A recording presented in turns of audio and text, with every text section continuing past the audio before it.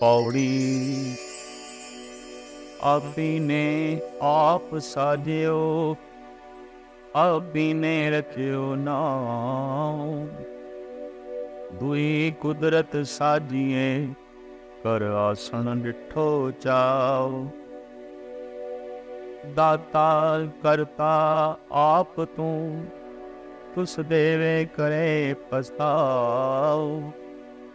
तू जानो ही सब से, दिल सै जिंद को आओ।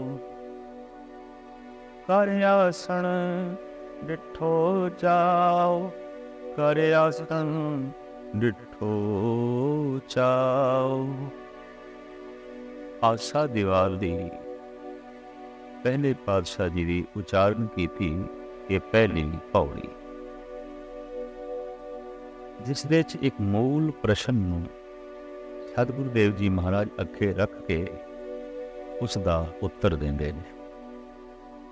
धार्मिक दुनिया विच ते आम संसारिक दुनिया च एक प्रश्न आम चल रहा है कि परमात्मा ने सब कुछ बनाया है, तो फिर परमात्मा नूं किसने बनाया?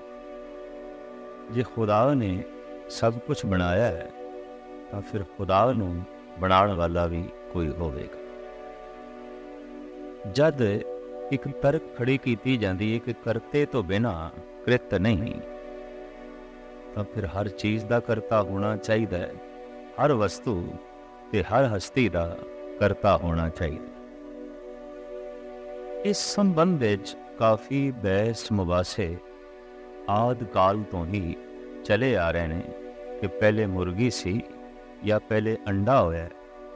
ये मसला त्यों दा त्यों ही पिया, जिसनों एक उर्दू का शायर ऐसा कहता है, हज़ारों साल फिलॉसफी की तना तनी रही, पर खुदा की बात जहाँ पे थी वहीं पे रही।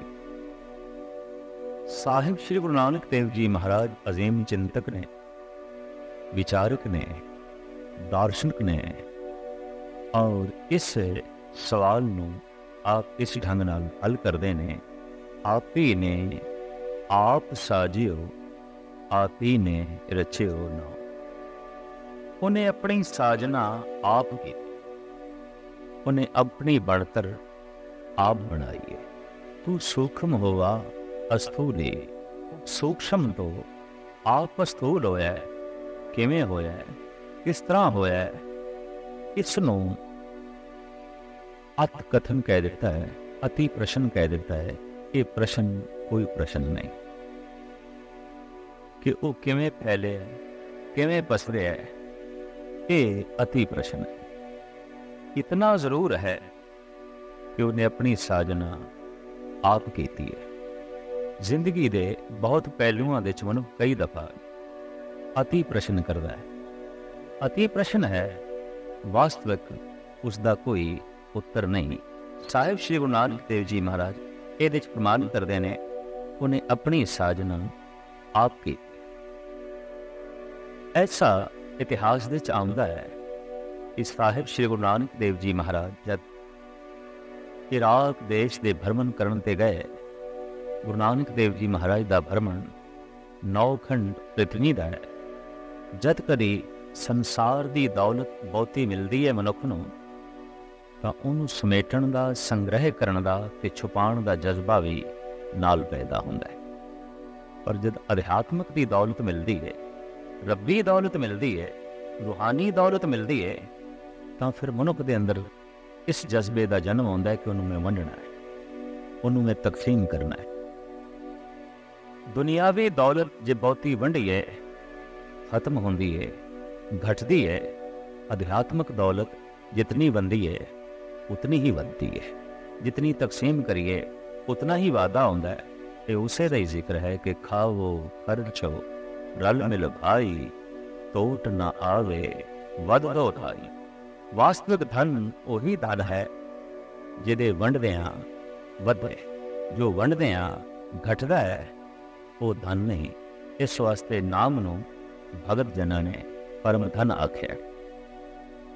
नाम की दौलत नाल जद गुरु नानक दा हिरदा माला माल होया ਤਾਂ ਆਪ ਵੰਡਣ ਲਈ ਚੱਲ ਪਏ। ਅਕਸਰ ਧਨ ਬਹੁਤਾ ਜੇ ਕਿਸੇ ਨੂੰ ਮਿਲ ਵੀ ਜਾਏ ਤਾਂ ਵੱਧ ਤੋਂ ਵੱਧ ਅਗਰ ਵੰਡੇਗਾ ਵੀ ਸਹੀ, ਮਜਬੂਰ ਹੋ ਕੇ, ਤਾਂ ਪਰਿਵਾਰ ਦੇ 'ਚ ਹੀ ਵੰਡੇ, ਪੁੱਤਰਾਂ 'ਚ ਵੰਡ ਦੇਗਾ, ਭਰਾਵਾਂ ਦੇ 'ਚ ਵੰਡ ਜਾਏਗਾ।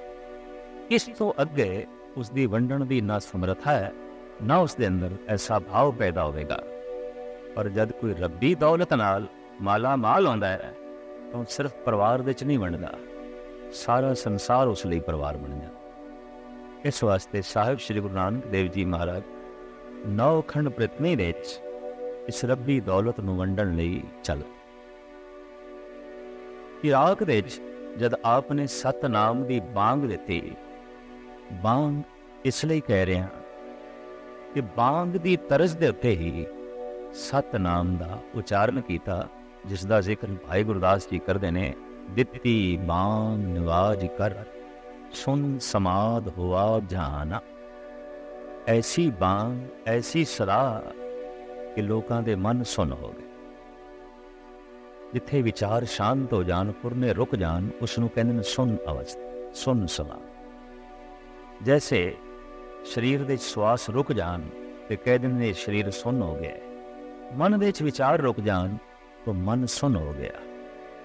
ਇੱਕ ਬਾਂਗ ਨਾਲ ਜਿਨ੍ਹਾਂ ਦੇ ਮਨ ਸੁੰਨ ਹੋ ਗਏ, ਇੱਕ ਆਵਾਜ਼ ਨਾਲ ਜਿਨ੍ਹਾਂ ਦੇ ਮਨ ਸੁੰਨ ਹੋ ਗਏ, ਉਸ ਆਵਾਜ਼ ਦੇ ਵਿੱਚ ਕਿਤਨੀ ਕਸ਼ਿਸ਼ ਸੀ, ਉਸ ਆਵਾਜ਼ ਦੇ ਵਿੱਚ ਕਿਤਨਾ ਜਾਦੂ ਸੀ, ਉਸ ਆਵਾਜ਼ ਦੇ ਵਿੱਚ ਕਿਤਨਾ ਰੂਹਾਨੀ ਗਿਆਨ ਸੀ ਤੇ ਕਿਤਨਾ ਰੂਹਾਨੀ ਆਨੰਦ ਸੀ। ਭਾਈ ਸਾਹਿਬ ਕਹਿੰਦੇ ਨੇ ਸੁੰਨ ਮੁੰਨ ਨਗਰੀ ਹੋ ਗਈ, ਸਾਰੇ ਆਪਣੇ ਆਪ ਦੇ ਚ ਲੀਨ ਹੋ ਗਏ। ਇਸ ਢੰਗ ਦੀ ਸਦਾ ਗੁਰੂ ਨਾਨਕ ਦੇਵ ਜੀ ਮਹਾਰਾਜ ਨੇ ਦਿੱਤੀ ਹੈ, ਔਰ ਕਹਿੰਦੇ ਨੇ ਇਹ ਸਦਾ ਵੀ ਨਿਕਲਦੀ ਹੈ ਸੁੰਨ ਹਿਰਦਿਆਂ ਚੋਂ, ਸੁੰਨ ਮਨ ਦੇ ਚ। ਜਦ ਮਨੁੱਖ ਦਾ ਮਨ ਨਿਰਵਿਚਾਰ ਹੋ ਜਾਂਦਾ ਹੈ ਤੇ ਉਹਦੇ ਚੋਂ ਜਿਹੜੀ ਆਵਾਜ਼ ਨਿਕਲਦੀ ਹੈ, ਉਹਦੇ ਚ ਬਰਕਤ ਆਉਂਦੀ ਹੈ, ਉਹਦੇ ਚ ਤਾਕਤ ਆਉਂਦੀ ਹੈ ਕਿ ਦੂਜਿਆਂ ਦੇ ਮਨ ਨੂੰ ਵੀ ਉਹ ਨਿਰਵਿਚਾਰ ਕਰ ਦੇਵੇ, ਦੂਜਿਆਂ ਦੇ ਮਨ ਨੂੰ ਵੀ ਉਹ ਸੁੰਨ ਕਰ ਦੇਵੇ। ਥੋੜੀ ਦੇਰ ਤੋਂ ਬਾਅਦ ਇਹ ਇਕੱਠ ਆਪ ਦੇ ਆਲੇ ਦੁਆਲੇ ਹੋਇਆ। ਲੇਕਿਨ ਬਿਖ ਅੰਮ੍ਰਿਤ ਬਸੇ ਇੱਕ ਸੰਗਾ, ਜਿੱਥੇ ਅੰਮ੍ਰਿਤ ਹੁੰਦੀ ਹੈ, ਜਿੱਥੇ ਅੰਮ੍ਰਿਤ ਦੇ ਸਾਗਰ ਨੇ, ਉੱਥੇ ਜ਼ਹਿਰ ਵੀ ਹੁੰਦੀ ਹੈ। ਔਰ ਇਹ ਹਕੀਕਤ ਹੈ ਕਿ ਚੰਦਨ ਨੂੰ ਸੱਪ ਲਿਪਟੇ ਹੀ ਰਹਿੰਦੇ। ਸ਼ਰਈ ਮਨੁੱਖ ਤੇ ਸ਼ਰਾ ਦੀ ਕੁੜੱਤਣ ਨਾਲ ਭਰੇ ਹੋਏ ਜਿਹੜੇ ਲੋਕ ਸਨ, ਉਹ ਵੀ ਗੁਰੂ ਨਾਨਕ ਦੇ ਆਲੇ ਦੁਆਲੇ ਆ ਕੇ ਜਮ੍ਹਾਂ ਹੋਏ। ਉਹਨਾਂ ਨੇ ਤਰ੍ਹਾਂ ਤਰ੍ਹਾਂ ਦੀ ਤਰਕ ਗੁਰੂ ਨਾਨਕ ਤੇ ਸ਼ੁਰੂ ਕੀਤੀ। ਇਹ ਸਾਰੇ ਗੁਰੂ ਨਾਨਕ ਦੇਵ ਜੀ ਮਹਾਰਾਜ ਨੂੰ ਪੀਰ ਦਸਤਗੀਰ ਦੇ ਕੋਲ ਲੈ ਗਏ, ਜੋ ਇਰਾਕ ਦੇ ਵਿੱਚ ਉਸ ਵਕਤ ਮੁਖੀ ਫਕੀਰ ਸੀ, ਔਰ ਬਗਦਾਦ ਦੇ ਵਿੱਚ ਦੀਨੀ ਤਾਲੀਮ ਦੀਨਦਾਰ ਲੋਕਾਂ ਨੂੰ ਦਿੰਦਾ ਰਹਿੰਦਾ ਸੀ। ਸਿੰਘਾਸਣ ਤੇ ਬੈਠੇ ਪੀਰ ਦਸਤਗੀਰ ਔਰ ਥੱਲੇ ਖੜੇ ਰਹੇ ਗੁਰੂ ਨਾਨਕ, ਆਲੇ ਦੁਆਲੇ ਮਜਮਾ ਲੋਕਾਂ ਦਾ। ਪੀਰ ਦਸਤਗੀਰ ਨੇ ਸਵਾਲ ਕੀਤੇ ਗੁਰੂ ਨਾਨਕ ਦੇਵ ਜੀ ਮਹਾਰਾਜ ਤੇ। ਆਖਿਆ, ਐ ਹਿੰਦੀ ਫਕੀਰ, ਮੇਰੇ ਅੰਦਰ ਜਦੋਂ ਦੀ ਮੈਂ ਸਾਧਨਾ ਕਰ ਰਿਹਾ, ਜਦੋਂ ਦੀ ਮੈਂ ਇਬਾਦਤ ਕਰ ਰਿਹਾ, 3 ਸਵਾਲ ਗੂੰਜਦੇ ਹੀ ਰਹਿੰਦੇ ਨੇ ਕਿ ਖੁਦਾ ਤੋਂ ਪਹਿਲੇ ਕੀ ਸੀ? ਜੇ ਖੁਦਾ ਨੇ ਸਭ ਕੁਝ ਬਣਾਇਆ ਹੈ ਤਾਂ ਫਿਰ ਖੁਦਾ ਨੂੰ ਕਿਸ ਨੇ ਬਣਾਇਆ? ਦੂਸਰਾ ਸਵਾਲ ਹੈ, ਖੁਦਾ ਰਹਿੰਦਾ ਕਿੱਥੇ ਹੈ? ਤੇ ਤੀਸਰਾ ਸਵਾਲ ਹੈ, ਖੁਦਾ ਕਰਦਾ ਕੀ? ਸਵਾਲ ਇੱਕ ਬੋਝ ਹੁੰਦਾ ਹੈ, ਪ੍ਰਸ਼ਨ ਇੱਕ ਭਾਰ ਹੈ। ਤੇ ਜਿਸ ਮਨ ਵਿੱਚ ਬਹੁਤੇ ਪ੍ਰਸ਼ਨ ਹੋਣਗੇ, ਉਹ ਮਨ ਬਹੁਤਾ ਬੋਝਲ ਹੋਵੇ। ਜਦ ਕੋਈ ਮਨੁੱਖ ਬਹੁਤਾ ਹੀ ਅੰਤਰਭਾਵ ਵਿੱਚ ਆਪਣੇ ਆਪ ਨੂੰ ਬੋਝਲ ਮਹਿਸੂਸ ਕਰੇ, ਤਾਂ ਸਮਝ ਲੈਣਾ ਸਵਾਲਾਂ ਦੀ ਬਹੁਤੀ ਪੰਡ ਇਹ ਚੁੱਕੀ ਫਿਰ। ਸਿਰ ਦੇ ਉੱਤੇ ਬਹੁਤਾ ਭਾਰ ਹੋਵੇ ਤੇ ਚੱਲਣਾ ਔਖਾ ਹੋ ਜਾਂਦਾ ਹੈ। ਮਨ ਦੇ ਉੱਤੇ ਸਵਾਲਾਂ ਦਾ ਬਹੁਤ ਸਾਰਾ ਭਾਰ ਹੋਵੇ ਤਾਂ ਵੀ ਮਾਯੂਸੀ ਤੇ ਮੁਰਦਮੀ ਛਾ ਜਾਂਦੀ ਹੈ, ਔਰ ਇਸ ਸਵਾਲਾਂ ਦਾ ਬੋਝ ਜਵਾਬਾਂ ਦੇ ਨਾਲ ਹੀ ਉਤਰਦਾ। ਪ੍ਰਸ਼ਨਾਂ ਦਾ ਬੋਝ ਉੱਤਰਾਂ ਦੇ ਨਾਲ ਹੀ ਉਤਰਦਾ ਹੈ। ਹਰ ਨਵਾਂ ਦਿਨ ਕਿਸੇ ਨਵੇਂ ਪ੍ਰਸ਼ਨ ਨੂੰ ਜਨਮ ਦਿੰਦਾ ਹੈ ਤੇ ਅਜੇ ਪੁਰਾਣੇ ਪ੍ਰਸ਼ਨ ਉਹਨਾਂ ਦਾ ਹੱਲ ਮਿਲਿਆ ਨਹੀਂ ਆਉਂਦਾ। ਨਵੇਂ ਪ੍ਰਸ਼ਨਾਂ ਦਾ ਬੋਝ ਹੋਰ ਵੱਧ ਜਾਂਦਾ ਹੈ। ਤੇ ਹੁੰਦਾ ਕੀ ਹੈ, ਸਹਿਜੇ ਸਹਿਜੇ ਮਨੁੱਖ ਪ੍ਰਸ਼ਨਾਂ ਦੇ ਬੋਝ ਥੱਲੇ ਹੀ ਦਬ ਕੇ ਰਹਿ ਜਾਂਦਾ ਹੈ। ਜ਼ਿੰਦਗੀ ਕੀ ਹੈ, ਜ਼ਿੰਦਗੀ ਕਿਉਂ ਹੈ, ਜ਼ਿੰਦਗੀ ਕਿੱਥੋਂ ਹੈ, ਇਸ ਤਰ੍ਹਾਂ ਦੇ ਪ੍ਰਸ਼ਨ ਔਰ ਇਸ ਦੇ ਨਾਲ ਮਿਲਦੇ ਜੁਲਦੇ ਹੋਰ ਹਜ਼ਾਰਾਂ ਪ੍ਰਸ਼ਨ, ਇਹਨਾਂ ਦੇ 'ਚ ਦਬੀ ਹੋਈ ਹੈ ਮਨੁੱਖ ਦੀ ਜ਼ਿੰਦਗੀ, ਮਨੁੱਖ ਦਾ ਇਹ ਜੀਵਨ। ਪੀਰ ਦਸਤਗੀਰ ਨੇ ਵੀ ਇਹ ਪ੍ਰਸ਼ਨ ਗੁਰੂ ਨਾਨਕ ਦੇਵ ਜੀ ਮਹਾਰਾਜ ਦੇ ਅੱਗੋਂ ਰੱਖੇ ਕਿ ਇੱਕ ਪ੍ਰਸ਼ਨ ਮੈਨੂੰ ਬੜਾ ਬੋਝਲ ਲੱਗਾ, ਇੱਕ ਪ੍ਰਸ਼ਨ ਮੈਨੂੰ ਬਹੁਤ ਭਾਰੂ ਕਰੀ ਬੈਠਾ। ਅਕਸਰ ਦੇਖਿਆ ਗਿਆ ਕਿ ਮਨੁੱਖ ਕਹਿ ਦਿੰਦਾ ਅੱਜ ਮੈਂ ਬੜਾ ਬੋਝਲ ਬੈਠਾ, ਅੱਜ ਮੈਂ ਬੜਾ ਭਾਰੂ ਬੈਠਾ। ਭਾਰ ਕੀ ਹੈ? ਇੱਕ ਵਿਚਾਰ ਦਾ। ਭਾਰ ਕੀ ਹੈ? ਇੱਕ ਸਵਾਲ ਦਾ। ਭਾਰ ਕੀ ਹੈ? ਇੱਕ ਪ੍ਰਸ਼ਨ ਹੈ। व्यापारिक दुनिया के अपने प्रश्न, राजनीतिक दुनिया के अपने प्रश्न, समाजिक दुनिया के अपने सवाल, ते धार्मिक दुनिया की अपनी जो है समस्या है। पीर दस्तगीर ने कहा कि यह प्रश्न जो मैनू बार बार बोझल करता है वह है कि खुदा तो पहले की सी और खुदा नू किसने बनाया। जे सब कुछ खुदा ने बनाया है तो जे इस तर्क नू प्रबल मन लईए तो फिर खुदा नू बनाने वाला भी कोई होना चाहिए। दूसरा, आया खुदा रहिंदा किथे? ये प्रश्न भी क्यों उठता है कि दुनिया भर की मुख्तलिफ धार्मिक किताबां विच ते धार्मिक लोगों की जबानां तो निकले हुए बोलों विच ये आख्या गया है कि खुदा पताल दे च है, सतवें आसमान दे च है, बैकुंठ दे च है, जन्नत दे च है, कैलाश पर्वत दे च है। गरज के इस तरह के अनेका तरह के सवाल ने, उन्हां दा ये जवाब है कि लभो अगर खुदा नू तो सतवें आसमान ते लभो। मैं थोड़े दिन होए एक लतीफा पढ़ रहा सी। खुदा बहुत चिंता च, खुदा चिंता च, रब चिंता च, ऐसा ही एक विचारक ने खुदा दे बारे लिखे। देवते रिश्तियां दा इकट्ठ परमात्मा दे आले दुआले होया, खुदा दे आले दुआले होया ते देवतियां ने पूछया भगवान चिंता केड़ी गल दी? चिंता इस गल दी है कि मनुख दी पहुंच बहुत वध गई है ते मैं सोचदा मैं कित्थे रवां, क्योंकि जिथे मनुख पहुंचेगा, मनुख की पहुँच ने हर थां नूं नरक बनाना है। क्योंकि अज तक जिथे जिथे मनुख पहुँचे है उन्हें नरक नूं जन्म दिता है, और जिथे जिथे मौजूद है उत्थे उत्थे नरक ही है। इस वास्ते मनुख ने भी मान लिया है कि स्वर्ग किसी होर थां ते होवेगा, किसी उच्ची थां ते होवेगा। कम से कम जिथे मैं हाँ उत्थे ते नरक है, चाहे वह मनुख पहाड़ ते है, ते चाहे वह मनुख जमीन ते है, चाहे वह मनुख किसी थां ते भी रह रहा है, उसने हर थां नूं नरक बनाया हुआ है और उसने नरक मन भी लिया है। इस वास्ते स्वर्ग की कल्पना वो किधरे सतवें आसमान पर कर बैठता है, या सतवें पताल विच कर बैठता है, या कैलाश पर्वत पर कर बैठता है, या किसी होर गैबी थां ते। परमात्मा का यह प्रश्न देवतियां दे अगों, मैं कित्थे वसां, किस थां ते वसां जिथे मनुख ना पहुंचे। और यह हकीकत है कि सारी पृथ्वी विच जिस जिस थां ते मनुख है उत्थे मनुखां दा जीवना ते हराम हो गया है, पशुओं दा जीवना भी हराम हो गया। पशु भी बेजार, पशु भी दुखी ने, और पशु भी दुखी ने पशुआं करके नहीं, पशु दुखी ने मनुखा करके, मनुख दुखी ने मनुखा करके। चारों पासे जो नरक दा वातावरण है ये केवल मनुख करके। तो मैं ऐसी थां ते वसना चाहना जिथे मनुख ना पहुंचे। फरिश्तियां ने कहा खुदावन ताला तू सागर दिस जा वस। भगवान ने हंस के आख्या नहीं, सागर तक, उदी गहराई तक मनुख की पहुंच हो जाएगी। तू चंद्रमा ते जा वस, नहीं उत्थे तक भी मनुख पहुंच जाएगा। तू पहाड़ां दियां उचियां चोटियां ते जा बैठ, नहीं वो भी बंदे ने सर कर लेनी है, उत्थे भी मनुख ने जाके पहुंच जाना है। फिर ਕਿਹੜੀ ਥਾਂ ਐਸੀ ਜਿੱਥੇ ਮਨੁੱਖ ਨਾ ਪਹੁੰਚੇ। ਤਾਂ ਖੁਦਾ ਨੇ ਕਿਹਾ ਮੈਨੂੰ ਢੰਗ ਲੱਭ ਪਿਆ, ਮੈਂ ਹੁਣ ਮਨੁੱਖ ਦੇ ਅੰਦਰ ਹੀ ਜਾ ਬੈਠਾਂਗਾ, ਉਹ ਬਾਹਰ ਹੀ ਲੱਭਦਾ ਰਹੇਗਾ, ਮੇਰੇ ਤੱਕ ਪਹੁੰਚੇਗਾ ਹੀ ਨਹੀਂ, ਮੇਰੇ ਤੱਕ ਉਸ ਦੀ ਪਹੁੰਚ ਹੀ ਨਹੀਂ ਹੋਈ, ਲੱਭਦਾ ਹੀ ਪਿਆ। ਹੁਣ ਆਦਿ ਕਾਲ ਤੋਂ ਮਨੁੱਖ ਕੋਈ ਸਤਵੇਂ ਅਸਮਾਨ ਤੇ ਲੱਭਣ ਦੀ ਕੋਸ਼ਿਸ਼ ਪਿਆ ਕਰਦਾ ਹੈ, ਕੋਈ ਪਾਤਾਲ ਵਿੱਚ ਲੱਭਣ ਦੀ ਕੋਸ਼ਿਸ਼ ਪਿਆ ਕਰਦਾ ਹੈ, ਕੋਈ ਕੈਲਾਸ਼ ਪਰਬਤ ਤੇ ਲੱਭਣ ਦੀ ਕੋਸ਼ਿਸ਼ ਪਿਆ ਕਰਦਾ ਹੈ, ਕੋਈ ਸਾਗਰ ਦੇ ਗਹਿਰੇ ਤਲ ਦੇ ਚੋਂ ਲੱਭਣ ਦੀ ਕੋਸ਼ਿਸ਼ ਪਿਆ ਕਰਦਾ ਹੈ, ਕੋਈ ਦਰਿਆਵਾਂ ਦੇ ਵਹਿਣ ਦੇ ਚੋਂ ਲੱਭਣ ਦੀ ਕੋਸ਼ਿਸ਼ ਪਿਆ ਕਰਦਾ ਹੈ, ਕੋਈ ਪਵਨ ਦੀ ਛਾਂ ਦੇ ਚੋਂ ਲੱਭਣ ਦੀ ਕੋਸ਼ਿਸ਼ ਪਿਆ ਕਰਦਾ ਹੈ, ਜਦ ਕਿ ਕੌਣ ਇਸ ਨੂੰ ਦੱਸੇ ਉਹ ਤੇਰੇ ਅੰਦਰ ਹੈ, ਬਾਹਰ ਕਿਉਂ ਭਟਕਦਾ। ਔਰ ਗੁਰੂ ਗ੍ਰੰਥ ਸਾਹਿਬ ਜੀ ਮਹਾਰਾਜ ਦਾ ਤੇ ਫੈਸਲਾ ਹੈ, ਬਾਹਰ ਟੋਲੇ ਸੋ ਭਰਮ ਬਣਾਏ।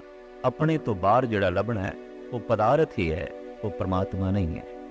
ਉਹ ਵਸਤੂ ਹੋਵੇਗੀ, ਉਹ ਵਾਸੁਦੇਵ ਨਹੀਂ ਹੈ। ਉਹ ਸੰਸਾਰ ਹੋਵੇਗਾ, ਉਹ ਨਿਰੰਕਾਰ ਨਹੀਂ ਹੈ। ਉਹ ਧਨ ਹੋਵੇਗਾ, ਉਹ ਪਰਮ ਧਨ ਨਹੀਂ ਹੈ। ਉਹ ਪਦ ਪ੍ਰਤਿਸ਼ਠਾ ਹੋਵੇਗੀ, ਉਹ ਪਰਮ ਪਦ ਨਹੀਂ ਹੈ। ਸੋ ਐਸਾ ਪ੍ਰਸ਼ਨ ਦਸਤਗੀਰ ਨੇ ਗੁਰੂ ਨਾਨਕ ਦੇਵ ਜੀ ਮਹਾਰਾਜ ਤੇ ਕੀਤਾ, ਖੁਦਾ ਨੂੰ ਕਿਸ ਨੇ ਬਣਾਇਆ ਹੈ? ਖੁਦਾ ਤੋਂ ਪਹਿਲੇ ਕੀ ਸੀ?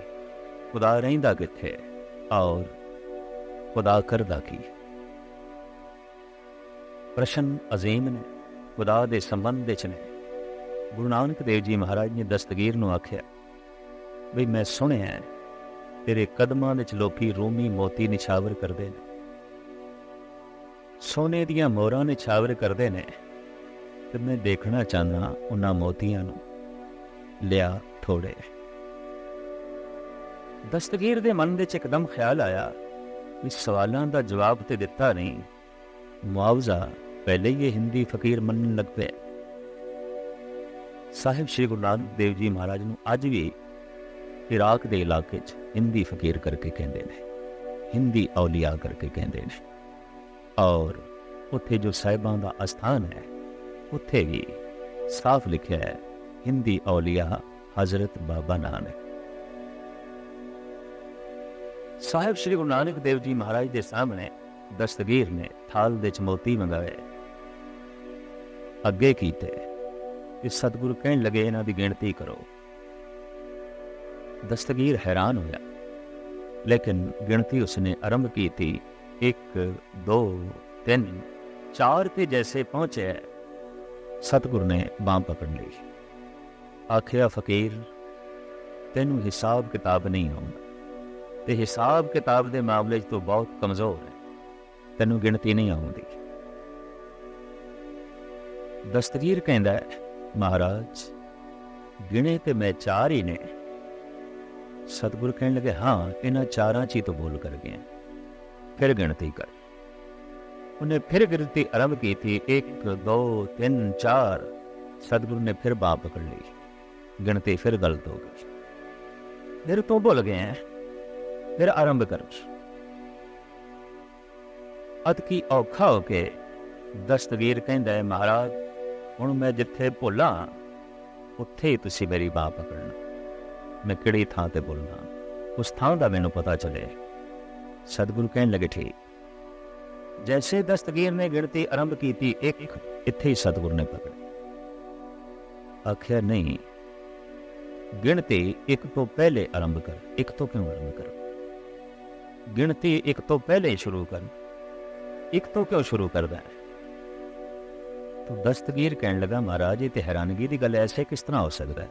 1 ਤੋਂ ਪਹਿਲੇ ਤੇ ਕੁਛ ਵੀ ਨਹੀਂ, ਗਿਣਤੀ ਤੇ 1 ਤੋਂ ਹੀ ਆਰੰਭ ਕਰਨੀ ਪਏਗੀ। ਤਾਂ ਗੁਰੂ ਨਾਨਕ ਦੇਵ ਜੀ ਮਹਾਰਾਜ ਕਹਿਣ ਲੱਗੇ ਖੁਦਾ ਤੋਂ ਪਹਿਲੇ ਕੁਛ ਵੀ ਨਹੀਂ, ਸਾਰੇ ਪਸਾਰੇ ਦੀ ਹੋਂਦ ਖੁਦਾ ਤੋਂ ਹੀ ਸ਼ੁਰੂ ਹੁੰਦੀ ਹੈ। ਖੁਦਾ ਮੂਲ ਹੈ, ਏਕਾ ਮੂਲ ਹੈ। ਇਸ ਵਾਸਤੇ ਗੁਰੂ ਨਾਨਕ ਦਾ ਕਲਾਮ 1 ਤੋਂ ਸ਼ੁਰੂ ਹੁੰਦਾ ਹੈ। ਗੁਰੂ ਗ੍ਰੰਥ ਸਾਹਿਬ ਜੀ ਮਹਾਰਾਜ ਦਾ ਪਹਿਲਾ ਅਕਸ਼ਰ 1 ਹੈ, ਤੇ ਗੁਰੂ ਗ੍ਰੰਥ ਸਾਹਿਬ ਜੀ ਮਹਾਰਾਜ ਦੀ ਸਾਰੀ ਬਾਣੀ ਉਸ 1 ਦੀ ਪਰਿਕਰਮਾ ਕਰਦੀ ਹੈ ਜੋ ਗੁਰੂ ਗ੍ਰੰਥ ਸਾਹਿਬ ਜੀ ਮਹਾਰਾਜ ਦੇ ਮੂਲ ਵਿੱਚ ਹੈ। ਗੁਰੂ ਗ੍ਰੰਥ ਸਾਹਿਬ ਦੀ ਬਾਣੀ 1 ਓੰਕਾਰ 1 ਤੋਂ ਸ਼ੁਰੂ ਹੁੰਦੀ ਹੈ, 1 ਤੋਂ ਆਰੰਭ ਹੁੰਦੀ ਹੈ। ਇਹ 1 ਜਗਤ ਦਾ ਮੂਲ ਹੈ, ਇਹ 1 ਜਗਤ ਦੀ ਬੁਨਿਆਦ। ਦਸਤਗੀਰ ਨੂੰ ਤਸੱਲੀ ਹੋਈ, ਮਨ ਨੂੰ ਢਾਰਸ ਮਿਲੀ, ਕਿਸੇ ਅਨੁਭਵੀ ਪੁਰਸ਼ ਔਰ ਰੰਗੀ ਹੋਈ ਆਤਮਾ ਤੋਂ ਸਵਾਲਾਂ ਦਾ ਜਵਾਬ ਮਿਲਿਆ, ਤੇ ਸਵਾਲਾਂ ਦਾ ਬੋਝ ਹਿਰਦੇ ਤੋਂ ਉਤਰਿਆ, ਦੂਜਾ ਸਵਾਲ ਅੱਗੋਂ ਰੱਖ ਦਿੱਤਾ। ਮਹਾਰਾਜ, ਐਸਾ ਜਿਹੜਾ ਖੁਦਾ ਹੈ, ਜੋ ਜਗਤ ਦਾ ਮੂਲ ਹੈ, ਸੰਸਾਰ ਦਾ ਮੂਲ ਹੈ, ਰਹਿੰਦਾ ਕਿੱਥੇ? ਕਿੱਥੇ ਤਲਾਸ਼ ਕਰੀਏ? ਕਿਉਂਕਿ ਇਸਲਾਮੀ ਜਗਤ ਵਿੱਚ ਆਮ ਕਲਪਨਾ ਹੈ ਕਿ ਉਹ ਸੱਤਵੇਂ ਆਸਮਾਨ, ਔਰ ਸਾਡੇ ਦੇਸ਼ ਦੇ ਵਿੱਚ ਵੀ ਮੁਖਤਲਿਫ ਇਸ ਸੰਬੰਧ ਵਿੱਚ ਰਾਵਾਂ ਨੇ। ਸਤਿਗੁਰੂ ਕਹਿਣ ਲੱਗੇ, ਅਤਕੀ ਤੂੰ ਦੁੱਧ ਦਾ ਭਰਿਆ ਹੋਇਆ ਇੱਕ ਜਾਮ ਮੰਗਾ। ਤੋ ਕਟੋਰਾ ਦੁੱਧ ਦਾ ਭਰਿਆ ਹੋਇਆ ਆ ਗਿਆ। ਸਤਿਗੁਰੂ ਗੌਰ ਨਾਲ ਵੇਖਦੇ ਨੇ ਤੇ ਕਹਿੰਦੇ ਨੇ, ਫਕੀਰ ਸਾਈਂ, ਇਸ ਦੇ 'ਚ ਕੁਝ ਹੈ। ਘਬਰਾ ਗਏ। ਦਸਤਗੀਰ, ਐਸਾ ਤੇ ਨਹੀਂ ਮੇਰੇ ਖਲੀਫਿਆਂ ਨੇ, ਮੇਰੇ ਚੇਲਿਆਂ ਨੇ ਕੁਝ ਵਿੱਚੇ ਪਾ ਦਿੱਤਾ? ਗੌਰ ਦੇ ਨਾਲ ਜਦ ਵੇਖਦੇ ਨੇ ਦਸਤਗੀਰ ਤੇ ਕਹਿੰਦੇ ਨੇ, ਇਹ ਹਿੰਦੀ ਫਕੀਰ ਬਾਬਾ ਨਾਨਕ, ਇਹਦੇ 'ਚ ਕੁਛ ਵੀ ਨਹੀਂ, ਇਹ ਪਾਕ ਸ਼ੀਰ ਹੈ, ਇਹ ਪਵਿੱਤਰ ਦੁੱਧ ਹੈ। ਸਤਿਗੁਰੂ ਕਹਿੰਦੇ ਨੇ, ਇਸ ਦੇ ਪਾਕ ਹੋਣ ਤੇ, ਇਸ ਦੇ ਪਵਿੱਤਰ ਹੋਣ ਤੇ ਮੈਨੂੰ ਕੋਈ ਸ਼ੱਕ ਨਹੀਂ, ਪਰ ਇਸ ਦੇ 'ਚ ਕੁਛ ਨਹੀਂ ਹੈ, ਇਹ ਮੈਂ ਮੰਨਣ ਨੂੰ ਤਿਆਰ ਨਹੀਂ। ਇਹਦੇ 'ਚ ਕੁਛ ਹੈ। ਤੂੰ ਦਸਤਗੀਰ ਕਹਿੰਦਾ ਕੀ ਹੈ?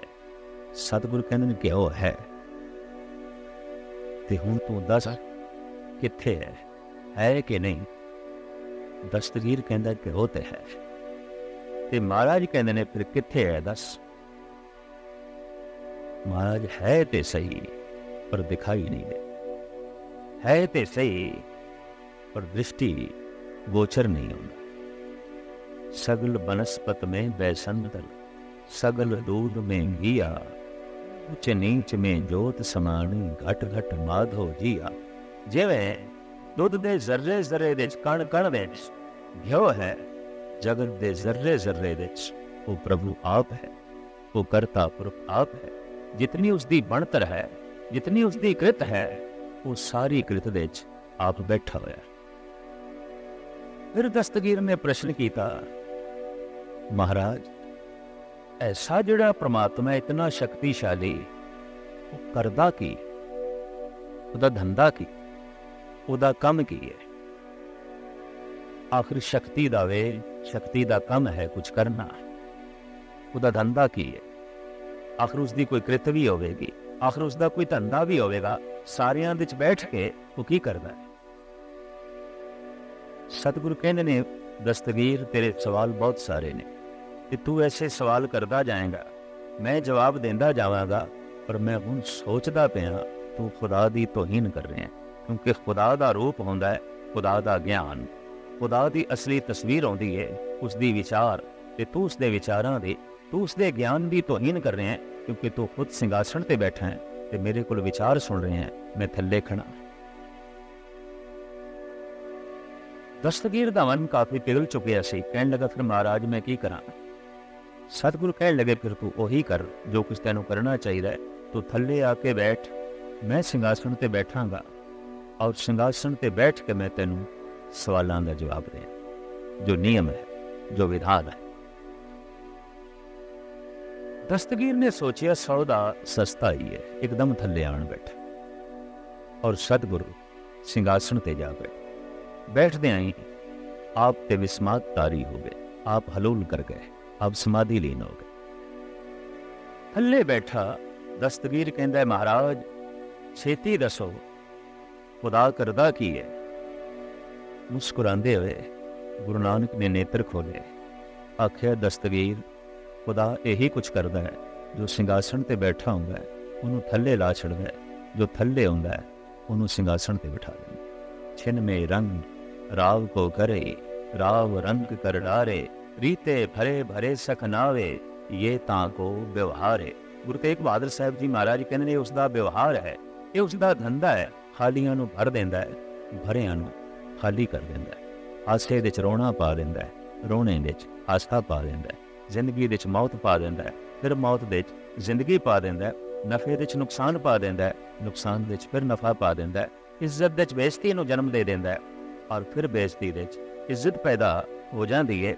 इस ढंग का यह उस प्रभु का धंधा है, खालियां नूं भरना, भरियां नूं खाली कर देना, फिर भर देना, फिर खाली कर देना। ये उस प्रभु की एक लीला है, ये उस प्रभु का एक धंधा है। ये उस प्रभु का एक काम है।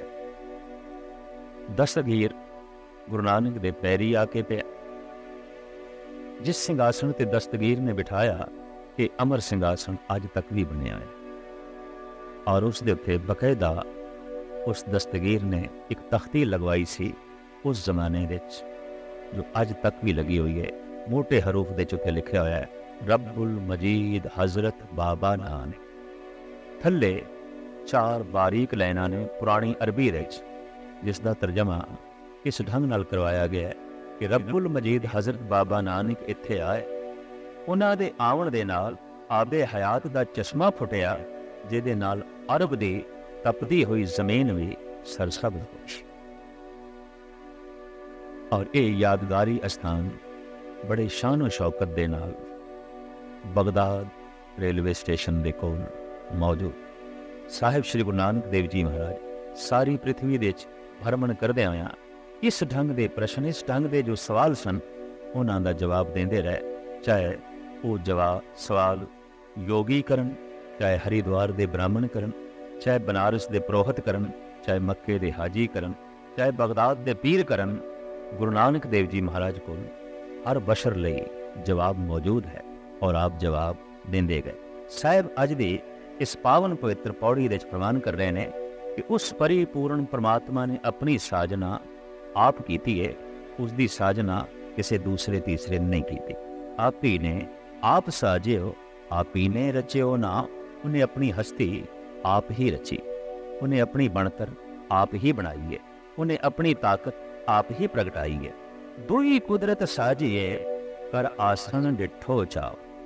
दूजा उसने सूक्ष्म तो अपने आप ਨੂੰ ਅਸਥੂਲ ਕੀਤਾ ਹੈ। ਕੁਦਰਤ ਕਲਾ ਇਹ ਪ੍ਰਕਿਰਤੀ ਇਹਦੀ ਸਾਜਣਾ ਕਰਕੇ ਤੇ ਇਹਦੇ ਚ ਆਪ ਬੈਠ ਕੇ ਇਹਨੂੰ ਆਪਣਾ ਆਸਣ ਬਣਾ ਕੇ ਤੇ ਵੇਖਦਾ ਹੈ ਚਾਉ ਰੇਤ ਦੇ ਜ਼ਰਰੇ 'ਚ ਵੀ ਬੈਠਾ ਹੈ, ਸੂਰਜ ਦੀਆਂ ਕਿਰਨਾਂ ਵਿੱਚ ਵੀ ਬੈਠਾ ਹੈ, ਸਾਗਰ ਦੀਆਂ ਲਹਿਰਾਂ ਵਿੱਚ ਵੀ ਬੈਠਾ ਹੈ, ਪਹਾੜਾਂ ਦੀ ਬਰਫਾਨੀ ਚੋਟੀਆਂ 'ਚ ਵੀ ਬੈਠਾ ਹੈ, ਕੀੜੇ ਵਿੱਚ ਵੀ ਬੈਠਾ ਹੈ, ਹਾਥੀ ਵਿੱਚ ਵੀ ਬੈਠਾ ਹੈ, ਹਾਥੀ ਕੀਟੀ ਤ੍ਰਿਲੋ ਆਦਮ एक अखंड बसे अनादम।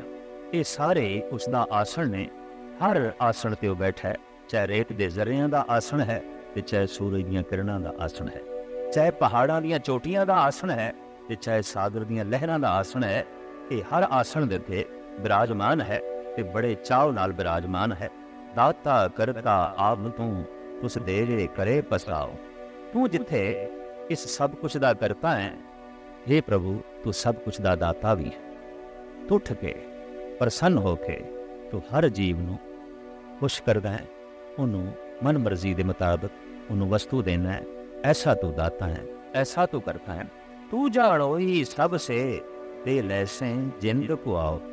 ते तू सब कुछ नू जानदा है, तेनू पता है रेत के जर्रे की की लोड़ है, तेनू पता है कीड़ी की की लोड़ है। तू सारियां दे दिलां दी जानन वाला है, हर एक दा बोझ पता रखण वाला है।